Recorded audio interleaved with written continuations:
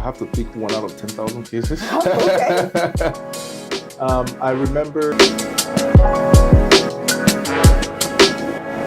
worked for a company for about 10 years. Was terminated without cause. He commits an action for compensation. A few days before the trial. So I understand that you've won many of the three best rated awards. Yes. Three of many. Yes. How do you feel about that? I feel great. I feel grateful. Set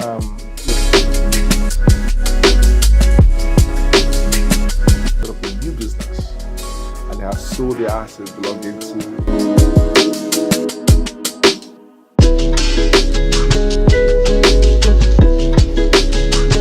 Hi, Charles. Hi, Kristen. Thank you for taking the time to do this interview with Of course, me. of course. So I understand that you've won many of the three best rated awards. This is Yes. three of many. Yes. How do you feel about that? I feel great. I feel grateful. It's very important for the community to appreciate the work that you do.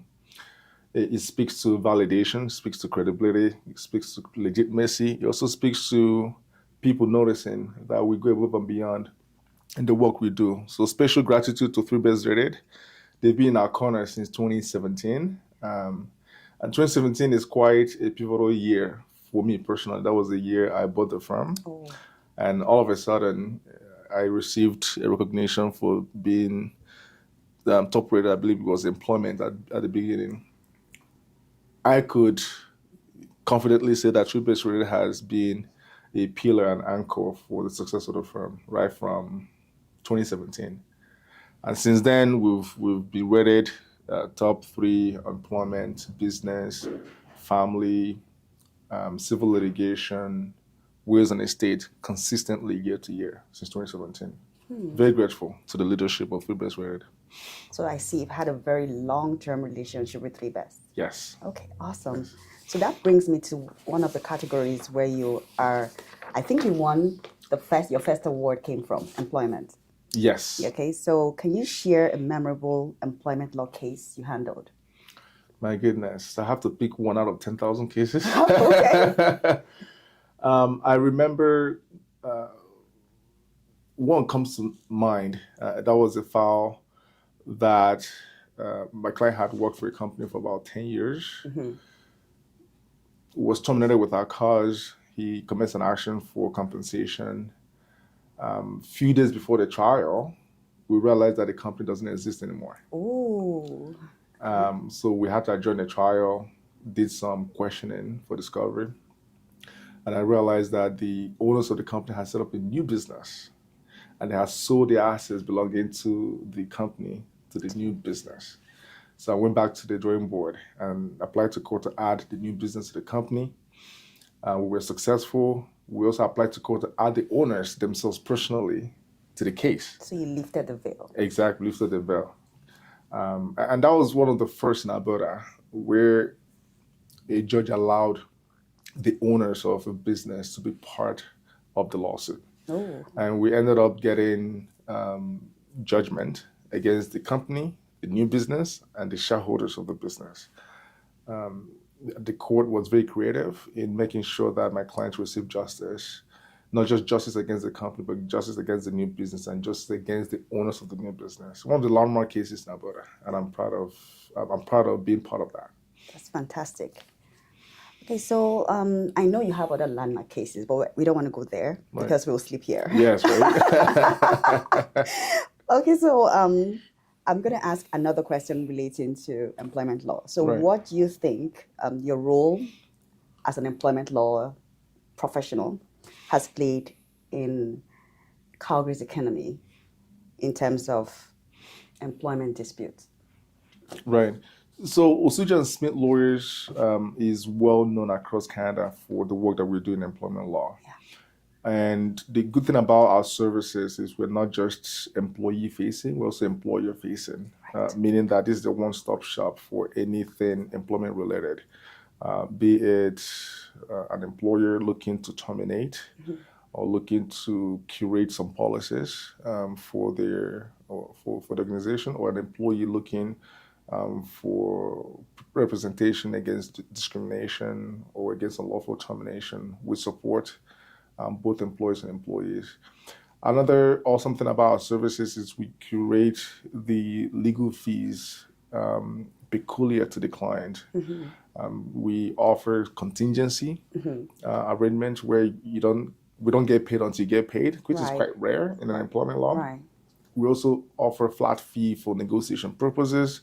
We also offer laddered legal fees. All of this definitely must have created a lot of relief to a lot of people in the employment space in Calgary. Right. And I would add that ensuring that the corporates are doing well ensures their sustainable future. Absolutely. We keep saying it. Employers should get in touch with lawyers before the problem arises, not after the fact. That's right. Have policies in place, ensure that everybody's on the same page on those policies. Expectations are communicated clearly and efficiently to prevent a lot of issues in the workplace. Awesome. All right. So how do you address the issues like workplace harassment? Unfortunately, this is a very recurrent scenario. Sitting on my chair every day, majority of conversation I have with potential clients revolves around employee harassment, workplace issues of discrimination, and all whatnot. My strategy is to recommend filing a complaint with the employer. Sometimes harassment would happen would manifest in the workplace, but the employer doesn't know about it. It could be between a supervisor, a manager, and a subordinate. Right. But the employee isn't aware of it. HR doesn't know about it. The upper management isn't aware of it. I always recommend to the employees to get in touch with human resources or upper management. Let them know at the very least. Give them the benefit of the doubt. Give them the opportunity to resolve those issues before escalating. And if the employee isn't mentally fit to continue working in that work environment, I would recommend that they go on a stress leave. While they're on a stress leave, they give the employer an opportunity to deal with the situation. If the employer fails to deal with the situation or does not address the situation satisfactorily, then I'll be recommending some other options to the employees, such as either filing a case with human rights or resigning under protest or extending their medical leave or commencing an action against the employer for constructive dismissal. And if you're facing a corporate side, as in you're representing the corporation, I would assume something like creating a whistleblower mechanism will help them. Yes, absolutely.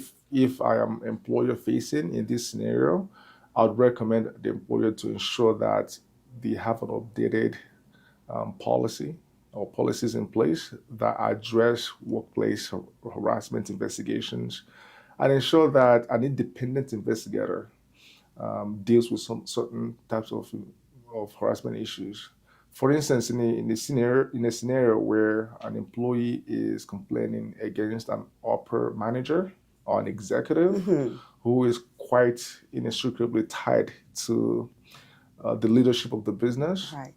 I'll recommend the employer to hire and invest in an independent investigator, someone that would look at the situation objectively and make a decision that is in the best interest of the business.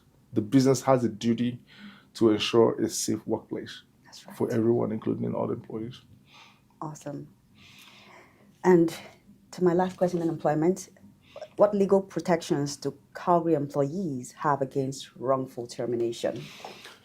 There is a myriad of protections. One would be human rights. They can pursue a human rights complaint if termination is as a result of any of the protected grounds, such as gender, sex, mental health, family status, or whatnot. There is also protection under the Employment Standards Code. There are certain scenarios that are protected under the code, such as someone who is away on medical leave, someone who is also have protection in court. Employees can commence an action in court for remedies such as compensation, severance, legal costs, and whatnot. Okay. Thank you.